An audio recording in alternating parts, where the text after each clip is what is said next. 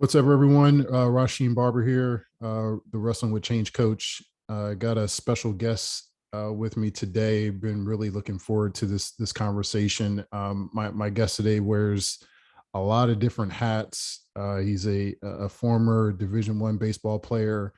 He is. I'm gonna get to this, but he's an inactive. I'll say he's inactive professional wrestler. He hosts two podcasts. He's a mental performance, sports performance, mindset, life coach, which is another part of my interest in wanting to talk with him. He's also the founder and CEO of his own nonprofit. He's just like I said, got a lot of stuff going on. So welcome everyone, Aaron Machbitz, aka Jaxon Stone. Welcome, Jaxon, or Aaron. What do you prefer at this point? Whatever really is most comfortable for you. I mean, I like Aaron, but Jaxon Stone is still kind of everywhere on my social media, Right. so I'm proud of that kind of brand that I built. So either one works for me. Okay, yeah. So I guess that kind of leads into my first question, and I don't want to be accused of thievery here, but like I said, you have your own podcast that you do, and one of the things I think is really great that you do with your podcast is you ask this first question, and I'm going to pose it to you because you're used to asking people this question. So I don't know how often you get asked this question, and that is, how are you doing?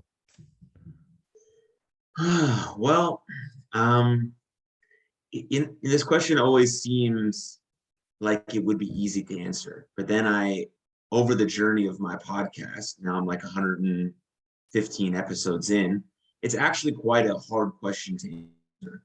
And so it is a really nice when you do have a chance to actually answer it, like on a podcast or a very intimate setting with your friends and family or whatever the case may be. And so thank you for asking, because I don't get asked it as much as I ask other people. So how am I doing? Well, we're at the tail end of September, and September is a very interesting month for me. It's the anniversary of my sister's passing. It's also Suicide Prevention Awareness Month, and kind of both of those things go hand in hand. And so on one side, I feel very passionate and fulfilled with the work that I'm doing, but it comes off of the back of the worst experience and moment of my life. And so anytime I answer this question, I toggle between two conflicting emotions. And over the last few years, I have learned that that's okay. That's okay. For example, like when I go to a family event, say one of my cousins is getting married, for example, at that wedding, I feel love, joy. I'm so happy to be there. But at the same time, I'm like, where's my sister? Like there's always that feeling of missing that someone, and anyone listening has had an experience with loss or grief or death. They kind of understand this. But so when I answer that question, it's always this mix between this kind of feeling of overwhelm, because as you mentioned in the intro, I have a lot of things happening in my life.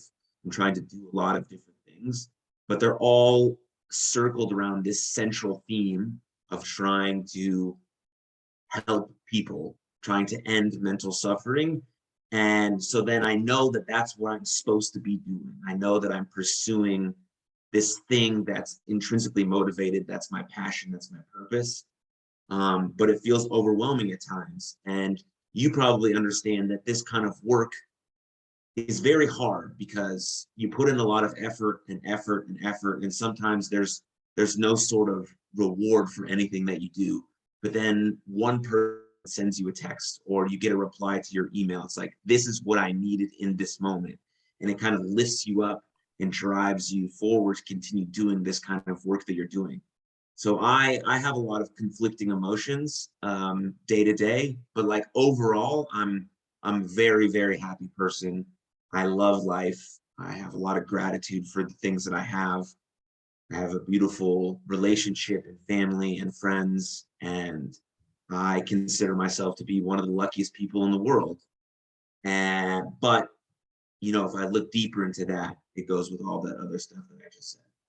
Yeah, man, that it definitely makes sense, and I appreciate you sharing, because you've referenced this several times on your podcast, how that particular question in society has really just become kind of like a, hey, hi, right? Like it's very it's a very common thing to do, but I think a lot of times in passing we ask that question of someone else, and if we got the kind of response that you just gave to me, on the other side of it, we're like, well, wait, I didn't really mean for you to go that deep into it, you know what I mean?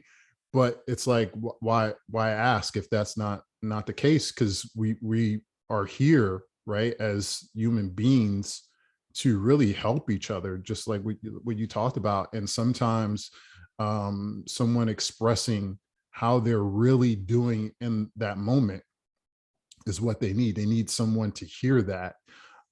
So yeah, like I said, I actually really love that about your podcast. It's different, but it's very simple too, right? I Right. mean, a lot of the simple things in life are really great, but all that you just talked about makes sense. My wife, her brother committed suicide. Her one of her brothers back in 2014, and it's something that we talk about, but we don't talk about in depth. And he actually passed in August of 2014. Um, and so, like I said, I was really interested in having this conversation with you on a variety of levels. But yeah, I mean, I think it's admirable that uh, you found or are able to find a general happiness, and you talked about gratitude, which is huge, because that is, I would imagine it's not very common. There are people who deal with this type of loss, and like my wife, for example, occasionally she'll ask herself questions: what could she have done? Was there anything else she could do, right? And that doesn't necessarily lead you down a happy place a lot of times, right? If at all. So but yeah, it's everything that you said makes absolute sense. So I wanted to, we'll come back to that in terms of what you're doing with your not-for-profit, and everything else that you're doing, because you're doing a ton of stuff in this space. But I want to go to pro wrestling. So I'll Yeah. go ahead and ask the question. I'm a huge pro wrestling fan. I think if I had to had to do it all over again, maybe I would have pursued it. It just wasn't something that in my world was attainable, right? Mm. I wasn't aware of like wrestling schools or how you became a wrestler. So it wasn't really something that was on my radar, but I've been a huge wrestling fan. But so from what I've gathered, your most recent or your last match was in March of this year. Is that correct? Yes, that's 100% correct. So do you consider yourself retired, inactive? Like what's your status? I want to say inactive because I don't really like that word retired, because that means I'll never step back in the ring again, which is most likely untrue. And so I like to be a man of my word, and I've seen too many athletes hop in and out, and I don't want to be that. So I want to be very conscious about how I say it. So right now I'm just currently not wrestling, Okay. but it was like an interesting journey to kind of get here, because I just never thought that I would kind of fall out of love with the thing that I loved the most. You know what I mean? And so it's interesting how life takes on that journey, because before I got into professional wrestling, I was a baseball player in Division 1, and I thought that was kind of my path. I thought that was going to be my career, and then that didn't work out. And then I became a professional wrestler 6 years ago, 2015. I think I had my first match. That also happened to be September of 2015. So September's got a lot going on in September. it's beautiful and a very hard month. So, Yeah. and then things just started to happen in my professional wrestling career. You know, Jaxon Stone kind of took off. I started traveling around the world, going to Europe, things of that nature. And then I lost my sister, and things started to very much change. I was presenting this character in professional wrestling, Lights Camera Jaxon, which was all pretend. At that time, I was living in a very crappy apartment in Philly, right? I wasn't a movie star. I didn't drive an Audi. All of the stuff I like manufactured in a way, which was cool, right? Part of that is very cool. It's kind of the mystique of professional wrestling. And I loved it until I didn't, until I felt like this need to not want to be a heel at shows, to not want to be that sort of character. When I started around that time posting the things that I post now, not on as large a scale as I do now, but I started posting about my feelings and about mental health and about being vulnerable and about opening up and about sharing things. And just the disconnect I was having between how I was presenting myself online and how fans were seeing me at shows, just it just was like eating at me. It just like I didn't feel well about it. Like I wanted, and I still have this kind of insecurity about it. Like I want people to maybe see a tweet or listen to a podcast and they meet me in person and they feel like they've known me for a while, because what they see is what they get. And that's really, really important to me, to have my online thing be the same as if you were to have coffee with me. And so that's a big deal for me now. And so I started thinking about that back then. And so I started transforming my character into just being me. And I just had the name Jaxon Stone. I started doing all this stuff. I started posting about You Are Loved.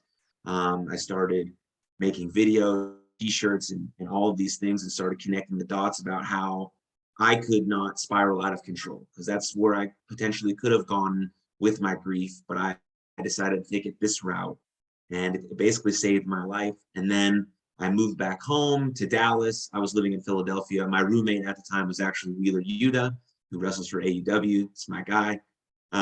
He's doing amazing. Cheers to Yes. him. Yes, absolutely. Yeah. I can tell you later about some of the conversations we had on the couch drinking wine in Philadelphia. But anyways, so I moved back home to Dallas, and it just like I started doing all of these other things. You Are Love became a nonprofit. I started coaching baseball and fell in love with that idea. I started doing mindset coaching. My podcast became really important to me. And just wrestling kind of took a back burner. I mean, before my last match in March, I was really only wrestling at MPX, which is a local promotion here in Fort Worth, close to Fort Worth in Bedford, Texas. And when baseball season comes around in the spring, I mean, I'm gone every weekend anyways. So I was really not only wrestling about 6 months out of the year anyways. And then March happened, and I knew I was going into season, and I just decided I don't have time for this. I don't want to allot any extra time that I could be spending elsewhere doing the things that I feel a little bit more inclined to do. But so currently inactive, but you never know, something might draw my attention back in. I've always wanted to do a charity event via my nonprofit with professional wrestling there. So that's probably something in the future that I'll be able to do, which I won't be wrestling at, but the show will be centered around wrestling. And so that's kind of my current position in professional wrestling. I don't really watch the product much, except for some of my friends that are doing incredible on TV every week. But just like I fell out of love with baseball and fell back in love with baseball, I feel like the same thing will happen with professional wrestling. And it'll be so fucking cool, man, because I'll actually be able to be a fan of it again. I won't be wrestling every weekend. I won't be thinking about this move or that move. I'll just be able to sit down with my buddies like we did when we were in high school and just be like, yo, this shit is awesome. And I know it's going to happen. I don't have time to do it yet. And I don't really want to, but I know it's going to happen. And I'm very, very excited just thinking about the idea of enjoying it as a fan again. Because when you're in the midst of something, as you may know, like you kind of lose a little bit of that joy as to why you started doing it, and you're only focused on this like end result. You're only focused on I have to get here or else none of this is worth it, instead of thinking about just enjoying it. Like podcasting, for example. Dude, podcasting is so hard. If I only put out episodes because I wanted to have 10 million listeners, my episodes would not be good at all. I'm doing it because I just love having the conversation. Even on Right. other people's podcasts, it's the best. And so if we can kind of keep that mindset, like, yes, I have this end goal. It would be awesome to get to WWE or to be a top 50 podcast in the world or make it to AEW or have conversations with the coolest, smartest people in the world. Yes, that would be awesome. But I just love this journey, man, the process of having conversations, learning how to podcast better because it's a skill, right? And learning how to be a better professional wrestler or a painter or an artist or whatever that thing that you're striving to be excellent at, just trying to be in love with that process and then having the outcome be just a byproduct of it. And we kind of lose, I at least personally, excuse me, wow, getting excited. I personally at least lost a little bit of that in the tail end of my professional wrestling journey, or in the middle of my professional wrestling journey. And then I got back to it at the end. That's why I just really enjoyed being at MPX, but Yeah. then decided that the stuff that I'm currently doing outside of that was a little bit more. Yeah, it's all that's awesome, and I think one of the things that stood out as you were talking about that is uh not having ever been a professional wrestler, but watching it from afar, watching as a fan for so many years, and then like wanting to know more, and wrestling has lifted the veil over the years, and there's more documentaries and there's more people out podcasting and talking about the stuff that goes on behind the scenes. I actually watched I don't know when your fandom started and when you had to, if you had to go back, but I would probably say for me it was like mid 80s or what have you. So that time frame is obviously big Hulk Hogan time frame, and Ric Flair and with the NWA, and so I actually saw a video the other night that was like a behind the scenes of the 1988 Great American Bash, and it was taken by Jimmy Garvin. And so there's footage of like Dusty Rhodes, Road Warrior, Sting, guys like that. And it's like, it's crazy because you realize in watching that footage how hard life can be as a wrestler. Mhm. And from your standpoint, what I heard was like, if you fell out of love for it, that means the passion is not as strong, right? And wrestling is such a thing where I feel like you have to have that, given what you go through physically, given what you go through emotionally, given the, depending on what your schedule is, travel. Um, and that passion also, I would imagine, spurs the creativity, which is huge in Right. wrestling, right? So if those two things aren't in alignment, then it makes it hard to show up every day and be the best, Jaxon Stone. And I watched some of your stuff MPX, and I'm like, well, like here in Tampa, where I'm at, they have independent promotions and stuff like that. I haven't had a chance to check any of them out, but I see the venues that they're in, right? Which a lot of the independent stuff is smaller venues, smaller crowds, very intimate setting. You can hear the actual crowd like talking, saying things to you, right? And I'm like, you have to, I was telling someone, I was like, you have to be passionate about it. Like if you know you're going to go out the curtain and there's going to be 10 people, 50 people, 100 people, whatever, and you can actually hear people making comments about you and you can still do your thing and enjoy it, like that's when you know you're really passionate about it. Like anyone who's looking to jump in and be in front of 15,000 people, like their expectation probably isn't like that realistic, right? So but yeah, I think it's great that you're still holding on to that idea that I can come back to this, because it's happened to me as a fan where I haven't watched as much and wasn't really keen on what was going on, and then I just kind of came back to it, and it kind of lulls. I mean, it's just life, like get married, have kids, stuff like that. So Right. but no, I like that notion that you're not letting go of it, because there's still the passion's still there. It's just that other things have energetically replaced it, Mm-hmm. right? And that's where you want to put your energy and your priorities. So that's pretty awesome. um couple other questions, wrestling related. um I guess that kind of references it. Your fandom, like when did it start? Like what era, like what wrestlers were you really into growing up that kind of made you want to go in that direction? I was a late bloomer to the professional wrestling scene. So I didn't see my first professional wrestling slash WWE match until 2006. Okay. So that was late. It was SummerSlam 2006. I saw like the Raw like a month before that with Edge and John Cena. And then I watched first episode of Monday Night Raw I ever watched was when Edge went to John Cena's dad's house and Oh, slapped him in the wow. face. I was like, wow, all right. So what's happening? And so I watched the rest of that episode and then watched every Monday leading up to SummerSlam.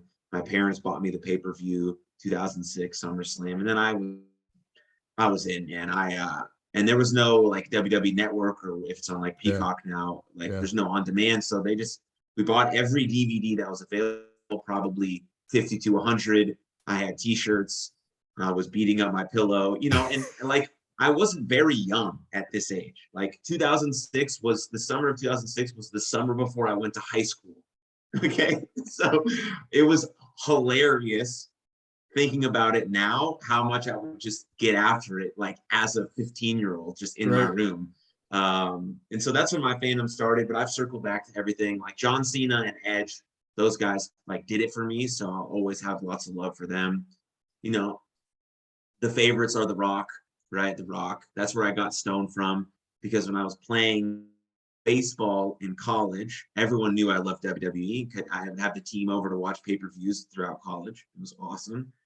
And they called me the Pebble, and that wasn't really very what would you say, tough enough. So Right. I couldn't be a Jaxon Pebble, so I just changed it to Stone, and that kind of stuck. And yeah, so my fandom started a little late, but I caught myself all the way back up. And in high school, I was a huge fan.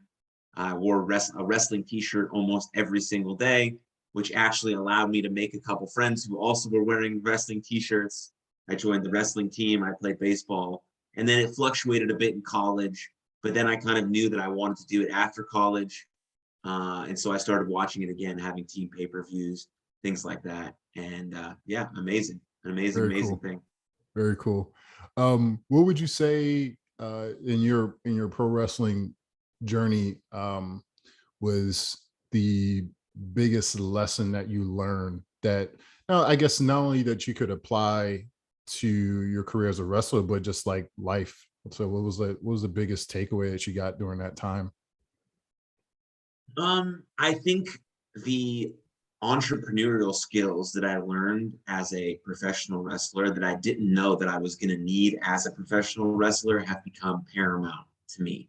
Because now I run like 4 businesses. And when I got into wrestling, I only knew WWE. So I thought I would just go to the wrestling school, get trained, and then I would just be in WWE.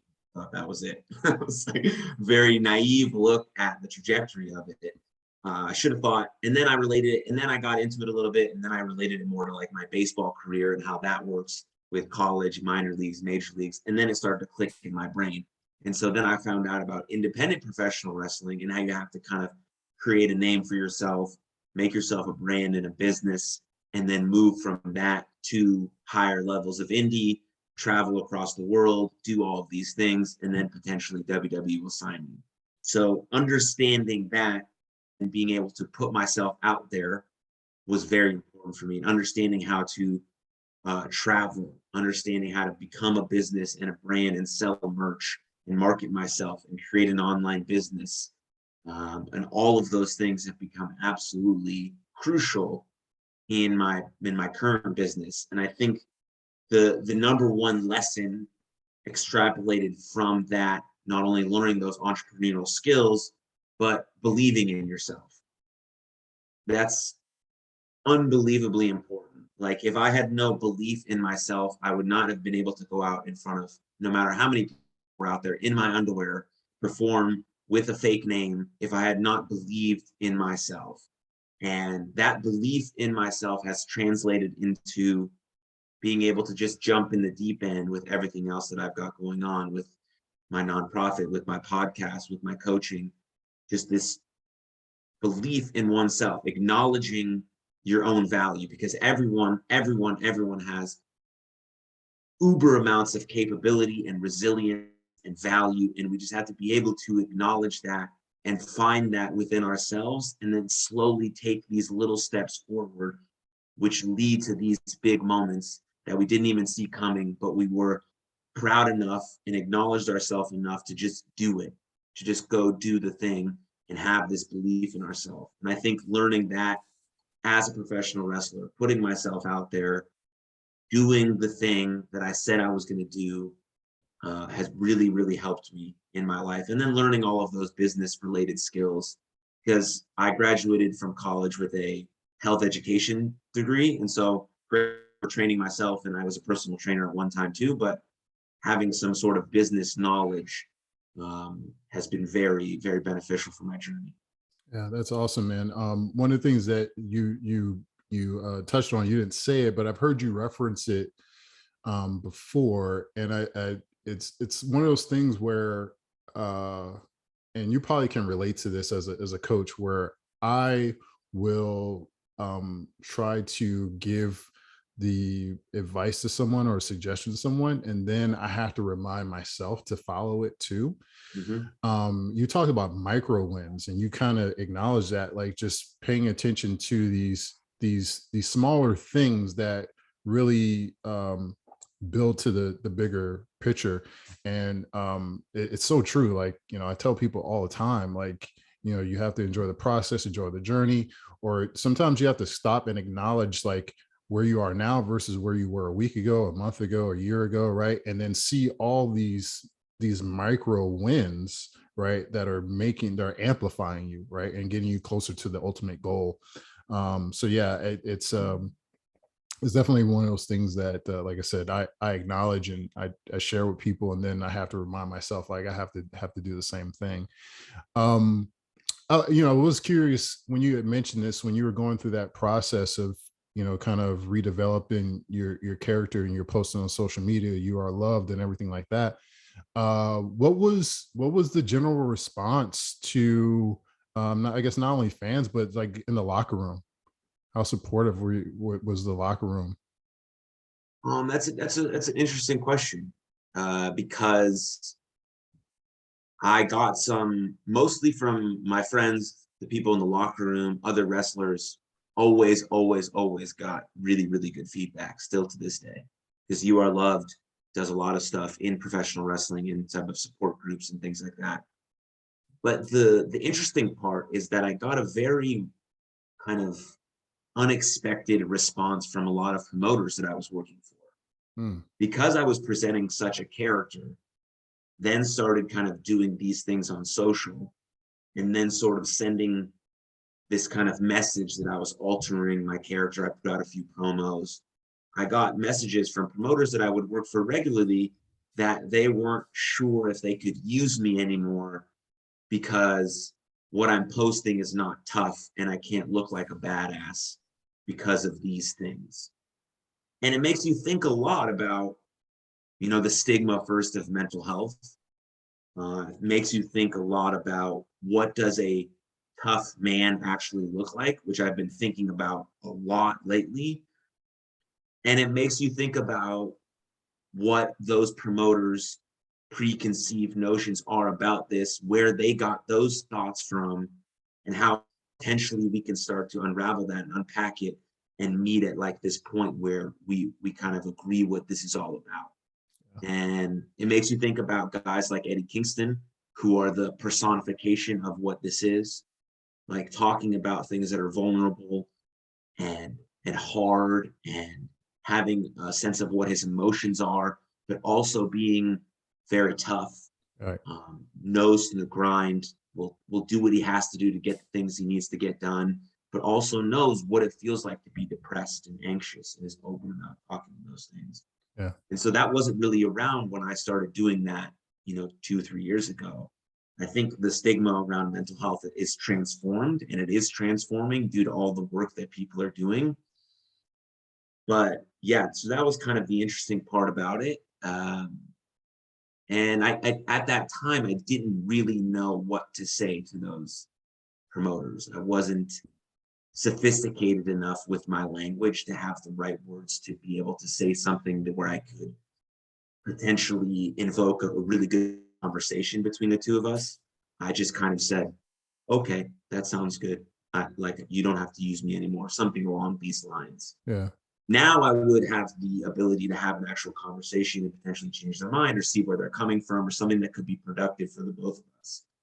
But then I think about, what does a strong man look like? And a strong man looks like he's, toggling between these two forces, right? The yin and the yang. He has this dynamic equilibrium about him. He is one, competent and confident and sophisticated with the way he talks and speaks and writes, and has kind of this tough side to him, and he gets things done that he needs to get done, and that's part of it. And also part of it is being in touch with his emotions, asking for help when he needs it, expressing love, showing emotion, being there for his people, right? If things become too much, he knows that he can ask for help, and asking for help doesn't make him weak. All of these things are what I think about now as great, strong men. Those examples that I've had in my life, my dad, my coaches, things like that. That's the characters that they embody, those traits, that dynamic equilibrium, this harmonious balance between these two kind of opposing forces, similar to how I was talking about my conflicting emotions earlier. Like, two things can exist at the same time. I can be tough and gentle, right? I can be hard-nosed and be vulnerable. That's the best, like, toggling between masculine and feminine, which has nothing to do with men and women. These are just traits that all people possess, and that's the beauty of it all. And so all of those that was the response I got initially, and it led me to thinking about all of these things, a few years down. Wow, that's it. That's really interesting. Let's jump in. You Are Love, as you mentioned, your nonprofit. We kind of touched on how this was birthed, but I'm gonna let you, kind of um, dig in as far as the inspiration behind it. What it means to you, where it's at right now in terms of um, its exposure and success. Because like I said, when before we hit record here, when I was kind of doing some research on you, and I spent more time on this than I did on the wrestling piece, which I didn't anticipate. um so yeah, let's talk about that. Talk about, how this was born, the inspiration of it, and where you're at, what you're doing with it. Absolutely. So I mentioned my sister a couple times. Her name was Rachel Machbitz, and she died of suicide in September of 2018. And I kind of alluded to that time frame a little bit before when I was talking about professional wrestling. That's when I was living in Philadelphia with Wheeler Yuta, and kind of everything in my life changed. Right, when something like that happens, your perspective completely alters. Things you thought were important become unimportant, and you start to really get crystal clear on your values. Now, this didn't happen immediately. Actually, it happened in September, and then in October, I actually broke my cheekbone, so I was out of wrestling for 10 weeks. That kind of 10-week period gave me a lot of time to think. Most of the time was spent crying, being very sad, but a lot of that time was thinking about what can I do to make sure that other people don't have to go through this. What can we do to spread awareness, treatment, care? And that's when You Are Loved was birthed. It came to me, the three words came to me when I needed them most. And I love how cheesy they are, because cheesy is real. And it came to me when I absolutely needed to see those words. And so my initial deal was to just put it on a t-shirt, because I was already selling a lot of Jaxon merchandise at the time. And so I figured I could get, 20, 30 shirts sold with You Are Loved written on it, and my sister's initials on the back. That original shirt is on the website. And so we ended up selling like 200 You Are Loved t-shirts. Wow. Yeah. And I was kind of overwhelmed by the whole idea. I donated it all to the American Foundation for Suicide Prevention, who I actually partner with now, which is incredible.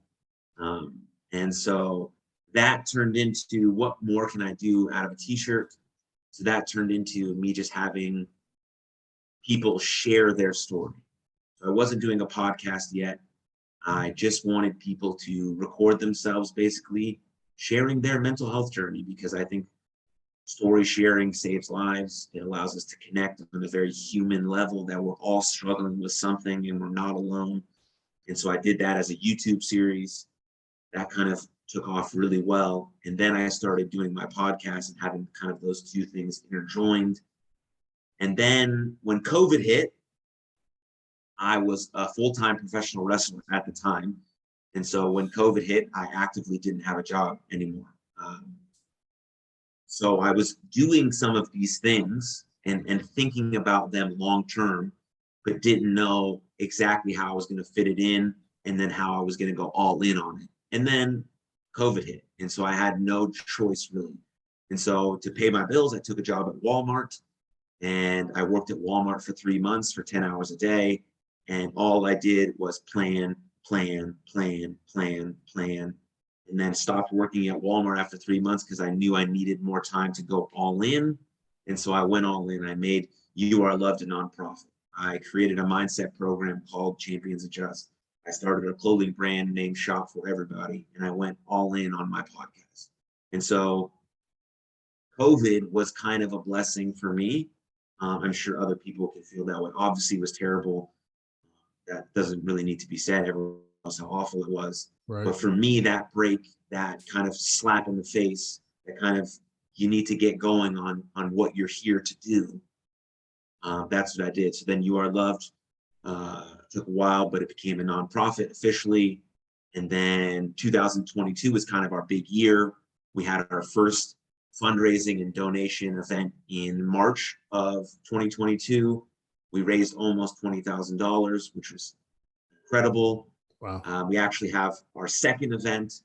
We're recording this on September 26th, so the second event is on September 29th.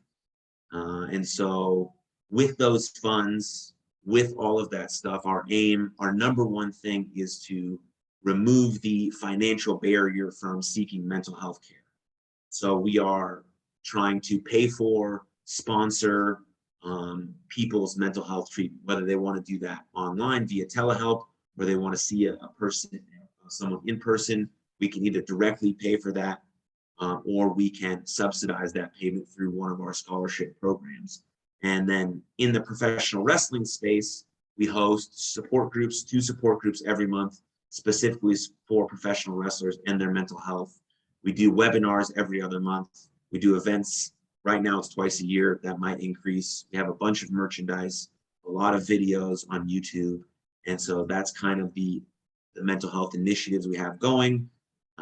Hopefully we raise some more funds going into the new year, so we can begin to increase some of the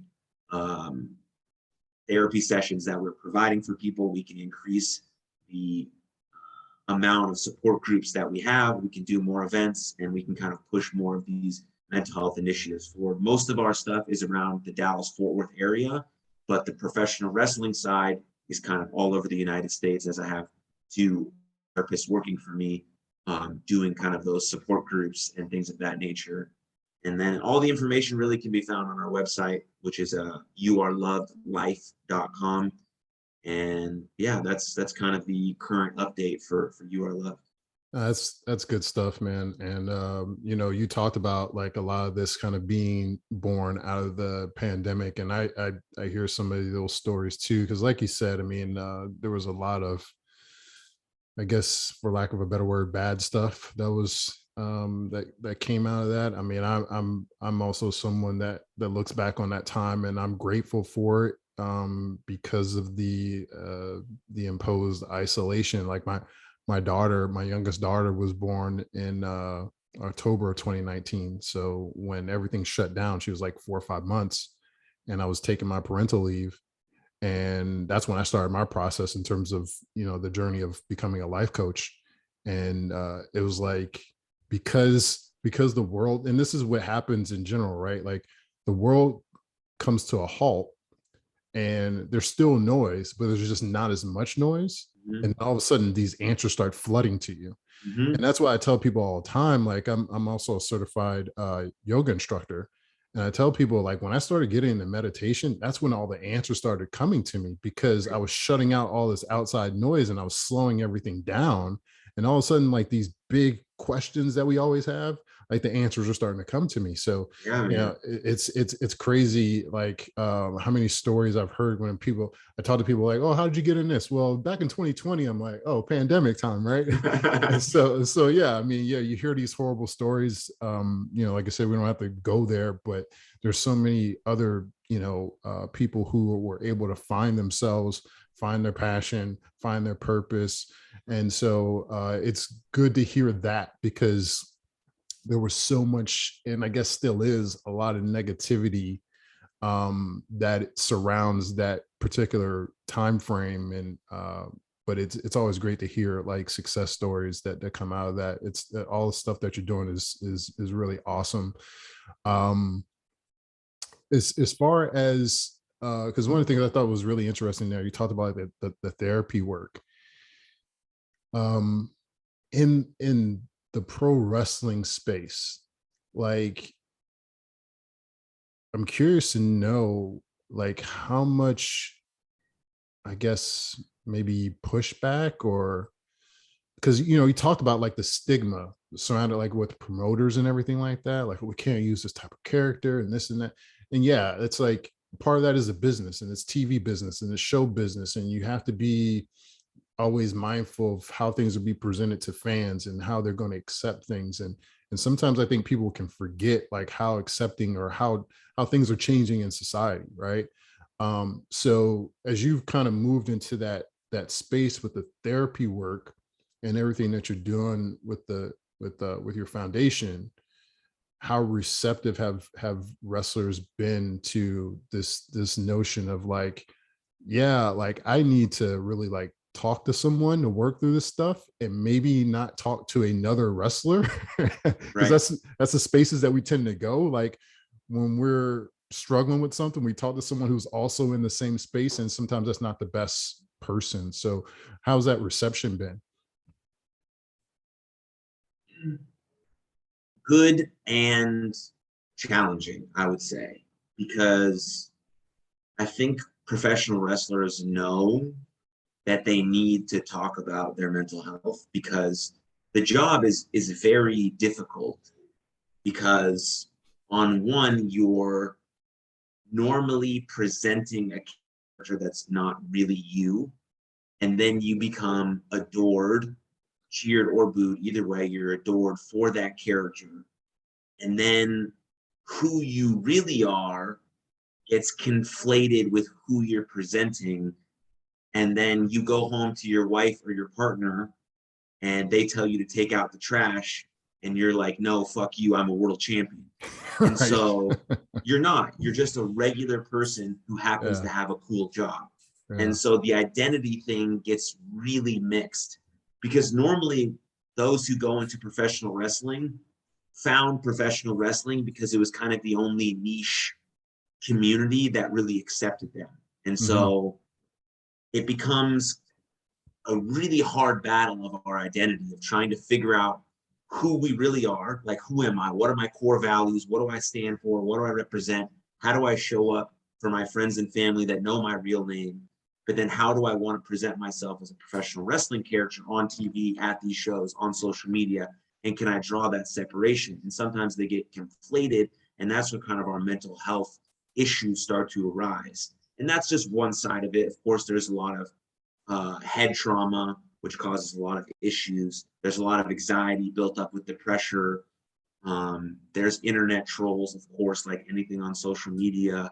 And so all of those things happen. And then, like you said, we tend to just talk to other people in the industry, of course, because they understand what we're going through, but they can't give you the same tools and resources and guidance that a professional would. And so trying to implement that in a way that it's just going to make you a better version of you. Hmm. That's what therapy is trying to do, or Yeah. or life coaching specifically also. It's just making you the better version of you. It's drawing out that untapped potential, getting to the root of these kind of unresolved issues, figuring out who you really are, and then presenting that best version through those core values. And so the reception has been good for the support groups, but attendance is kind of challenging. Like, people will say, yes, this is a great idea. Yes, we need this in professional wrestling. Yes, this is really good. But then it's hard to get people to actually show up.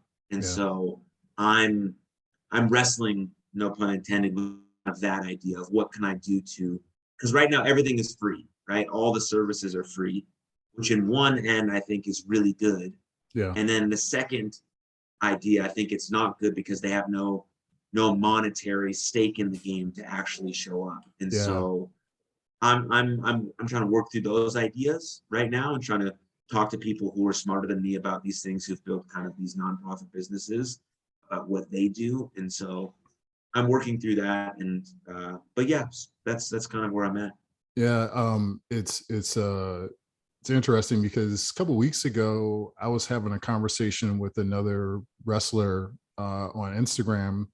Obviously, I'm not going to say their name.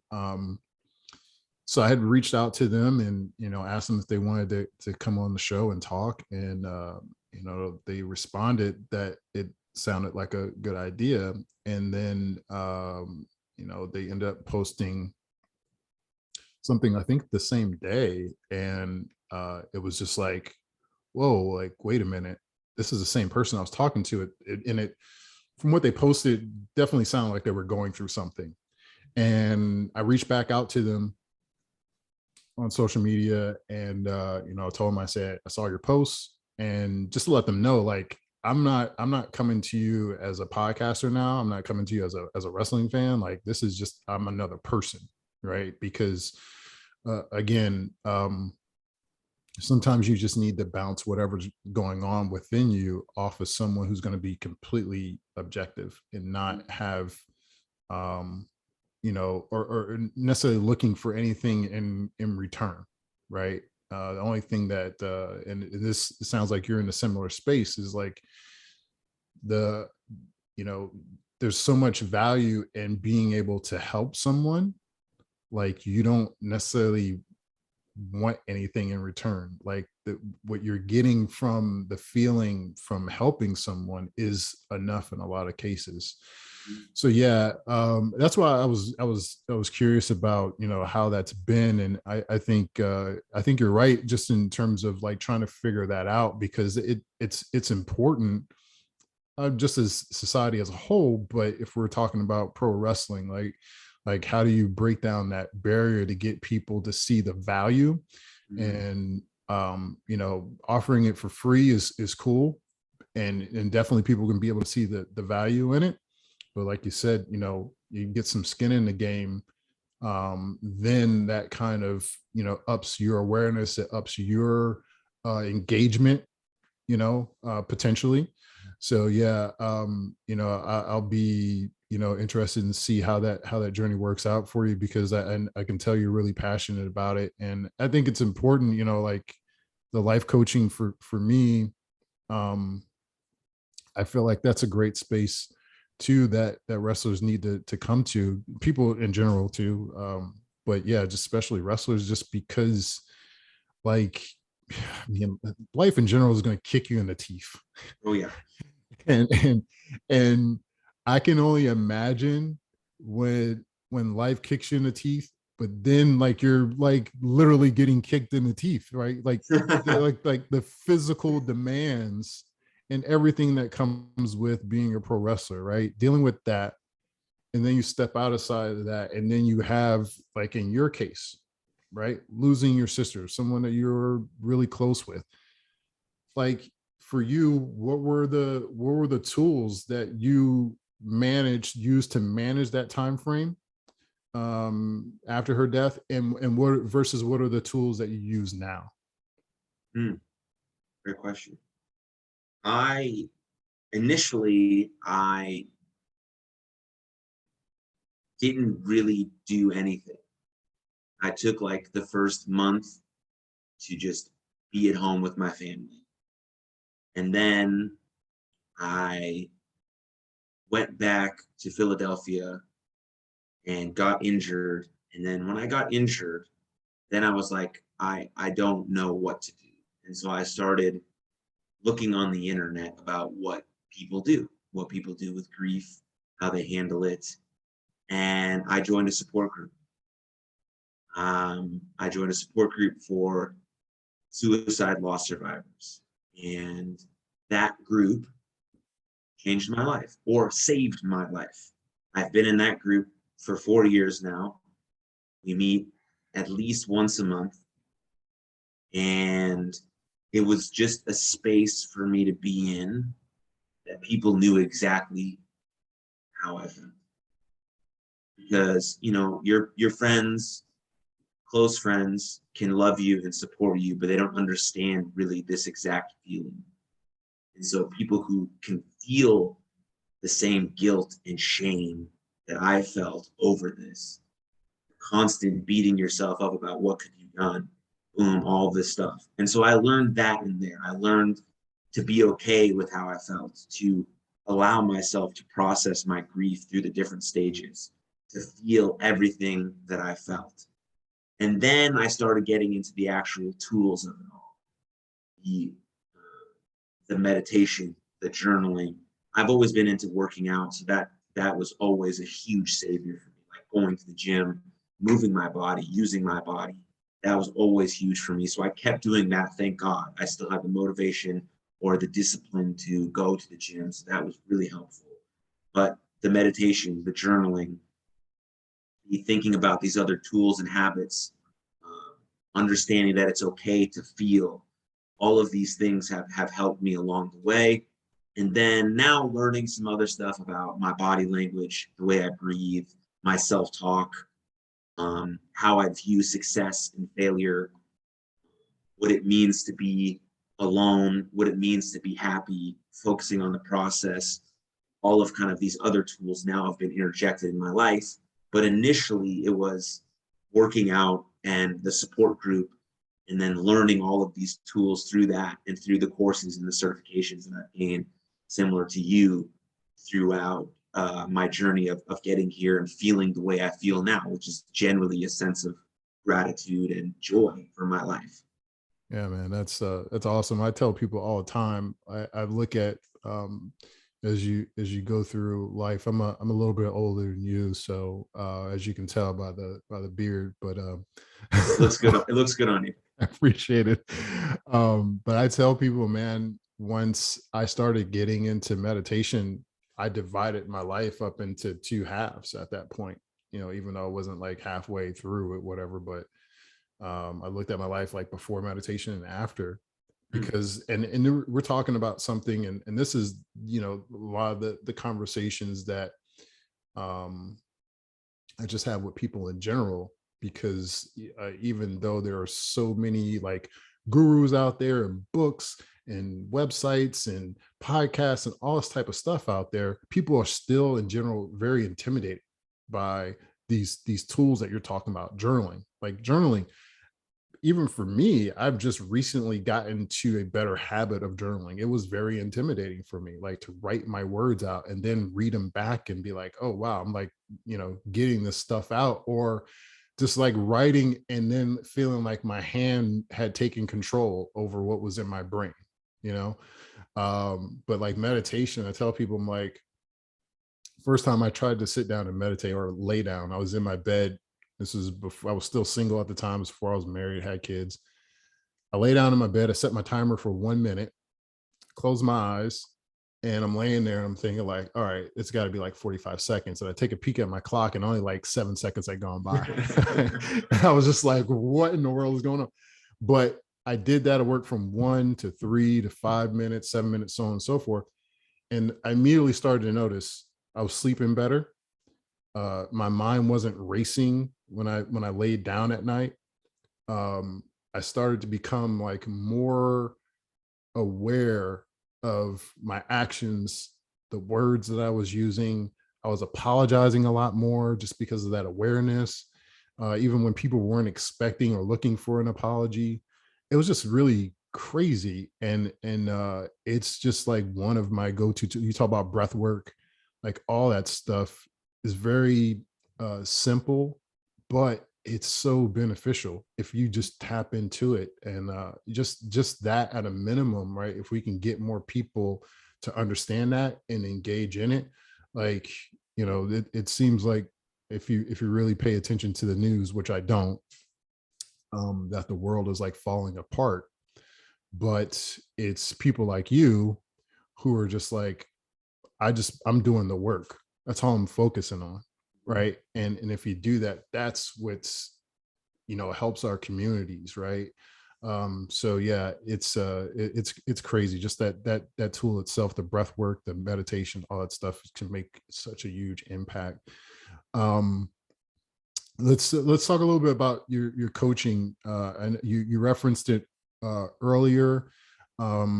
And I believe one of the podcast episodes I listened to, you talked about you coach baseball. You actually talked about it earlier in this show. But um, talk to me more about um, you know like, who are mainly your clients in that space, because you got a couple different areas that you're certified in and that you deal with. um and how you've been able to tie in some of the stuff that you're doing in the mental health community with that. Yeah, so I coach baseball, most youth baseball. That's kind of where I'm interested in. Right now, we have I run an organization called Wolfpack Baseball, and we have 14-year-olds. We started with them when they were 13, now they're 14. And then next year, we'll kind of start back at 10 years old and carry that team all the way up to 14 years old. And so then through that, I created a mindset program called Champions Adjust Mindset Program. And it kind of started as all the stuff that I was learning as a mental health person, advocate, activist. That transferred into becoming certified as a life coach. That transferred into getting mental performance and mindset certified, all to mesh into this Champions Adjust Mindset Program, where my main focus is youth athletes aged like 11 to 18. That's really where I focus on. I've worked with college athletes, I've worked with professional athletes, I've worked with people outside of the sporting sphere, but that's really kind of my main niche audience, because I feel like if we can teach them some of these mental skills, right, the ones that we just talked about, body language, focus, self-talk, breathing, early, very early, and relate it to sports, which is just the vehicle that we're using to teach these tools, because they love this sport, volleyball, softball, basketball, baseball, whatever it is, they love the sport, but they're not going to play that sport forever, potentially not even past high school for most likely. But they've now been taught these tools. And so now they get into their first job interview, they get into college, they have their first heartbreak, their failure, rejection, all of these things happen. And they can lean on the things they used in sport, the mental skills they developed, how to recover from a mistake, all of these things, how to breathe, how to stay calm under pressure. What's my body language like? How am I talking to myself? All of these things, now they relate it to their life, and things become just a little bit better. And so that's why I love sports, because they're a vehicle to change, to teach people about life, because very few people make it to the highest level of sport. And they also need those tools exceptionally well, as we've seen people, professional athletes talking about their mental health all the time. And so the mental skills interject with the mental health, and they all intersect and they all coincide. The mental skills can kind of be viewed as the sets and reps that you're going to do, kind of like you do in the gym for your Mm, physical fitness, as it relates to your mental health. So if you want the best mental health possible, you have to then be proactive with your mental health. That means you've developed a set of tools that you can pick apart out of your mental tool kit, or those are your mental skills that you use daily, every day, no matter what, non-negotiable.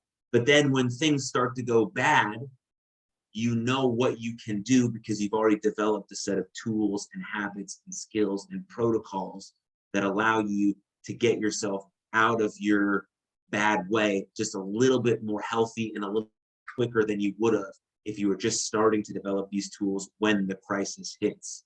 mm, And so that's how I think about some of these mental skills and how it relates to our mental health. You can use the word mental fitness, you can use mental well-being. It's all part of the same beautiful thing, but we just want to be proactive about it, because When I do hit a crisis, when I do get kicked in the teeth, when there's a setback, a challenge, which is inevitable in everyone's life, no matter who you are. Facts. And I've never done any of this work. And then I decide that I want to meditate for the first time when I'm feeling like absolute shit. I'm going to meditate for a minute and I'm going to be like, this is fucking dumb. It's not helping me. Fuck this. I'm going back to bed. I'm out. Yes. Right. And so then we see all this stuff on the internet about you and I talking about meditation, and that person tried it when they were feeling bad and they're like, no, it doesn't work. Are you kidding me? And then that's what they tell their friends. And then they spiral out of control. Right. And then it keeps getting worse and worse and worse. And so you have to find a point in your life where you feel okay. I'm not saying you have to feel great. I'm not saying you have to have the day of your life, but when you feel okay, right? You've brushed your teeth, you've had some personal hygiene, you got out of bed, you've done a few things to take care of yourself. Now start to try these tools. Breathe for 1 minute, right? Do one push-up, do anything. Make it so small that you can't fail. And then you'll start to get bonus reps, bonus reps, bonus reps, bonus reps, and it'll be like a domino.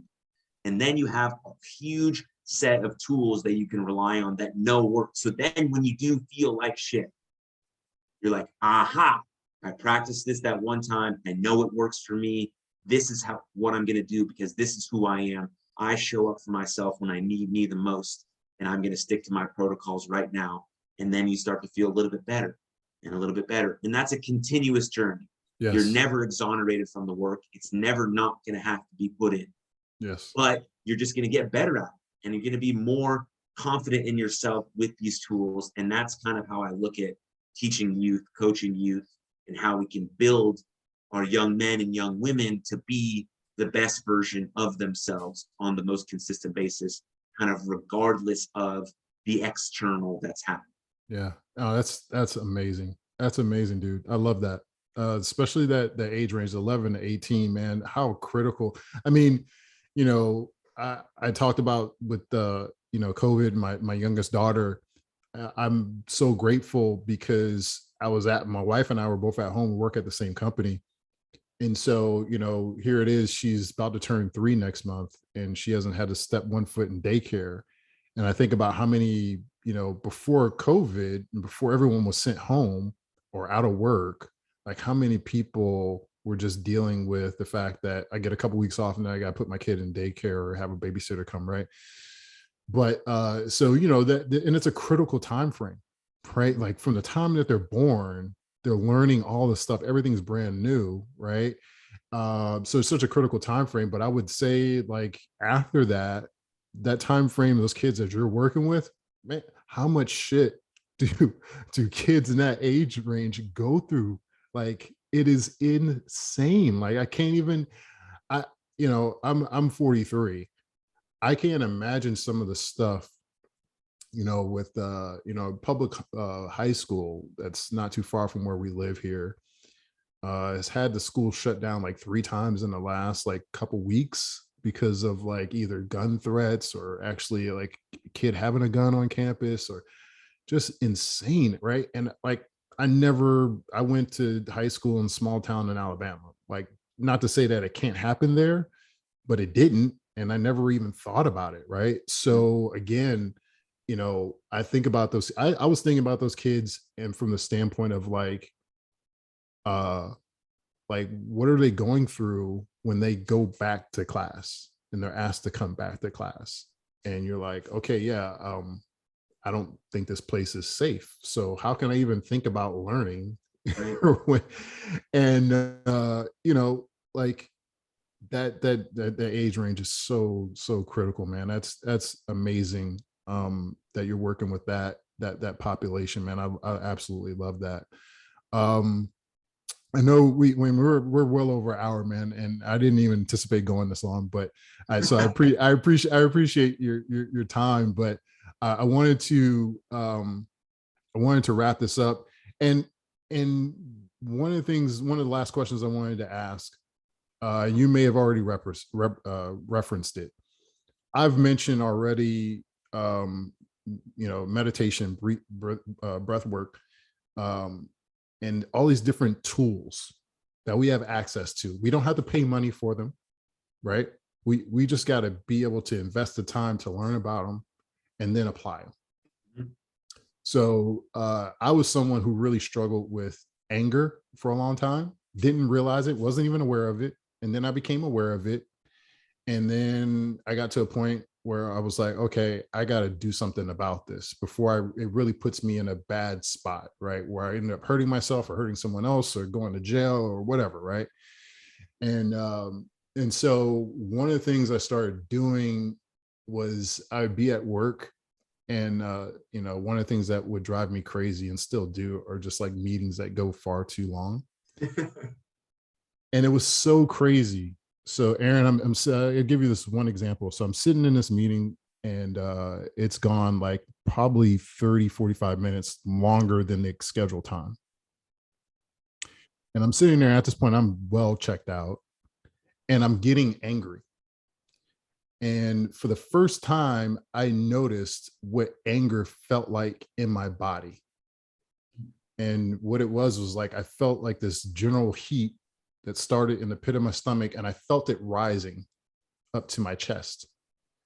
And I'm like, oh man, like I know I'm angry, but I've never paid attention to how it felt to be angry. And it's almost like that whole notion of like where people say I'm seeing red. Well, at that point, it's too late. Mhm. Right? Like there's, the only way you're going to address that is going to end in a bad way, right? Either you like yelling or striking out or whatever, right? So I'm sitting there, I'm like, oh man, like this is how it feels. And I have, mala beads, like people use to meditate. So I had some around my neck. I took them off and I had them underneath the table I was sitting at. I just started fiddling with them and just taking deep breaths. And before I knew it, I noticed like the heat like dissipated. And it was like I already was using meditation as a tool, but that was like reinforcement for me where I was like, holy crap, like I knew it worked, but now I know it really works. You know what I Yeah. mean? So what for you, what's that tool? What's that go-to when you notice when you're not right, whether you're angry, depressed, whatever, like what's the go-to tool for you? It's really a combination of all three things that we talked about. Because like I said, physical fitness is huge for me. And so if I'm feeling overwhelmed, mostly that's how I feel overwhelmed. I go for a walk. I go for a walk and I kind of do this like walking meditation, just breathing and walking. No phone, absolutely not. 100% no, not even music, nothing. Just me walking around. And that is my number one tool. And it's part of my morning routine. And I also want to say this about meditation, just purely based on what you just mentioned in that story, is that people sometimes can't see the real practical benefits of meditation. And that's why they don't do it. Okay, why would Exactly. I sit down in my room and just breathe for 5 minutes? Well, when you get into real life and someone says something to you that you don't agree with, you don't like, is mean, is rude, or you start talking to yourself in a bad way, meditation, just like you, allows you to stop that from secreting into 75 negative thoughts. I'm stupid, I'm dumb, my hair looks, I'm fat, everyone hates me. Yeah. No, you Yeah. meditate a little bit and you have that awareness to be able to block that stimulus and response. And there's that gap. And if you meditate long enough, you're understanding that your emotional control is built through your breath. And so instead of having 700 negative thoughts secrete from one, you just have like 3. And that's not bad. It's pretty Right. good. That's pretty good. But that's like the practical application of meditation along with what you did, right? You didn't like close your eyes and go like this in the middle of Right. yoga, Yeah. right? Yeah. You Yeah. just like started to be like, okay, I can breathe a little bit. Everything's cool, right? And you're not going to be able to develop that tool in real life if you don't practice it at home. Yeah. And so my number one tool every morning, same thing, is a walk, a meditation, and journal. That's a very short version of my long hour routine. But if I can't get in my hour routine, then those 3 things are paramount. They set me up for a really good day. I also end my day with 2 of those 3 things because the next day starts the night before, and I'm trying to get ready for a good night of sleep. And so those Yes. 2 things have really become some bookends in my life that really help me, do my best work. Beautiful, beautiful, man. Well, the last thing I'm going to throw at you is, you've already put some of it out there, but as far as what you're working on, you got this event coming up on the 29th, a couple days from now. But I'll just give you some more time, talk about stuff that you're doing, where we can find you, how we can support you. Because like I said, all the work you're doing is amazing. It's beautiful. So just let us know where we can find you, how we can support you, things that you have coming up. Thank you. First off, I really enjoyed this conversation. Yes. So thanks for having me. Same. Yeah, for sure. Hope we can do more. Yes. And yeah, stay in touch for sure. But where can people find me? Jaxonstone.net kind of has everything. And Jaxon is spelled Jaxon, stone.net. That's where you can find everything. And then if you go to youarelovedlife.com, that's specifically for You Are Loved. You can donate, you can buy merchandise, you can check out all the videos, you can check out a more in-depth story about my sister and how everything got started. Jaxonstone.net has everything through my Patreon, which you can sign up to support monthly donations to You Are Loved, or to my podcast, which is Jaxon Talks Everybody. That's also linked on there. And then all my socials are on there. I'm very, very, very active on social media. I post every single day. New episode of my podcast comes out every Tuesday. And yeah, man, if you have a question about this, you listened, you want to learn more, please send me a DM or a text. My number's on my website as well, or send me an email, whatever. I love answering questions, getting feedback, all that good stuff. So, thank you. Awesome, awesome, awesome. So, ladies and gentlemen, once again, that's Jaxon Stone, real name Aaron. So maybe we'll come back to Jaxon Stone at some point in the future, right? Yeah. In the ring, or maybe during that time frame, you'll come up with something creatively different, and maybe it'll be something. Who knows, right? That's how the wrestling business goes. So that's right. But again, I appreciate your time. I appreciate the conversation. I appreciate everything that you're doing. As far as the work that you're doing, keep it up. I wish you the best. And if you're listening to this, go out and support this man. What he's doing and the message that he's trying to get out, it means a lot, especially in today's society. It's always meant a lot. We just haven't paid enough attention to it, and we're getting more eyeballs and more ears open to it. So please go out and support everything that this man is doing. It's absolutely amazing. It's absolutely beautiful. So thank you, man. I wish you the best. I'm going to go try to make sure we got everything we need for this potential hurricane. Oh yeah. And we'll definitely be in touch, man. Thank you so much. Same to you, and stay safe. We'll do, man. Appreciate it.